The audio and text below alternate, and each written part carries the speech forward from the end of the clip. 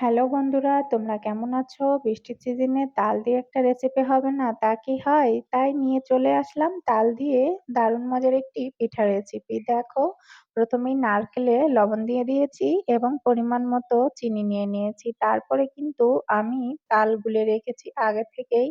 সেই তালটা নিয়ে নিচ্ছি। আমি পরিমাণ মতো প্রথমে একটু তাল নিয়ে আমি ১ম এ ভালোভাবে মিক্স করে নিব। চিনিটা যাতে গলে যায়। আর তালের এই পিঠাটা তৈরি করব আমি সম্পূর্ণ হাতে। কারণ হাত দিয়ে করলেই পিঠাটা সবথেকে বেশি ভালো হয়। এভাবে মেখে নিব যত সময় পর্যন্ত চিনিটা এবং লবণটা ভালোভাবে মিশে না যায়। দেখো কত সুন্দর মিশে গিয়েছে। এবার কিন্তু আমি চালের গুঁড়া ইউজ করব। তার আগে আরো একটু তাল দিয়ে নিয়ে নিচ্ছি। ১ম এ কিন্তু আমি অল্প তালে মিশিয়ে নিয়েছি।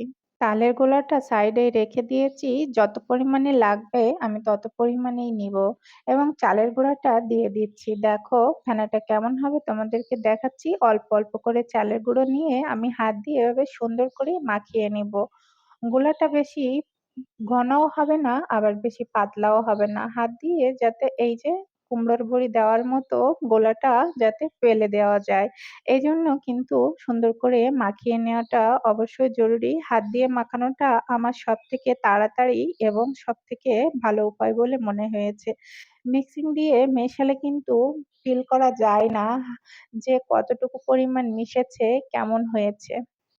এইজন্য আমি দেখো এভাবে পাতিয়ে, পাতিয়ে তোমাদের দেখাচ্ছি যে কিভাবে পাতালে হবে। আমি এভাবে দেখিয়ে দিয়েছি। তো তোমরা দেখো তালের বড়াটা আমি তৈরি করার জন্য তেল দিয়ে দিচ্ছি কড়াইয়ে। আমার গোলাটা তৈরি হয়ে গেছে। দেখো এভাবে বসাবো। কিভাবে বসাবো তোমাদেরকে দেখিয়ে দিচ্ছি। তেলটা হালকা গরম হলেই কিন্তু এভাবে গোলার মধ্যে বসিয়ে দিতে হবে। বন্ধুরা সাদা তেল হলে ভালো হয়। কিন্তু মেক্সিমাম আমি সরিষার তেল ইউজ করি রান্নায়। এজন্য আমার বাসায় সাদা তেলটা কমই থাকে।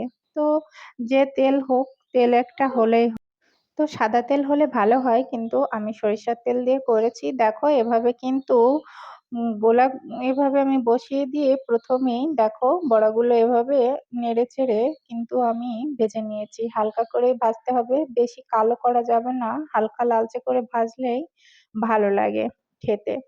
তো দেখো কত সুন্দর হয়েছে। আর নারকেলের পরিমাণটা আমি বেশি দিয়েছি। নারকেলের পরিমাণটা বেশি দিলে পিঠাটা খেতে খুবই মজা হয়। যখনই নতুন তাল পাকে, নতুন পাকা তাল দিয়ে এভাবে কিন্তু কাঁচা তাল দিয়ে এই পিঠাটা তৈরি করলে সবথেকে বেশি ভালো হয়। আর তালগুলো কিন্তু তোমরা দীর্ঘদিন সংরক্ষণও করতে পারো। তাল গুলিয়ে সেই তালটা কিন্তু গোলা তালটা কাঁচা অবস্থায় দুধ যেমন করে রাখে ঠিক তেমন করে বক্সে অথবা বোতলে যেকোনোভাবে তোমরা রাখতে পারো। দেখো পিঠাগুলো কত সুন্দর হয়েছে। তো পিঠা আমার ভাজা শেষ। তোমাদের কার, কার এমন পিঠা পছন্দ অবশ্যই জানাবে। আর ভালো লাগলে অবশ্যই চ্যানেলটিকে ফলো দিয়ে পাশে থাকবে। ধন্যবাদ।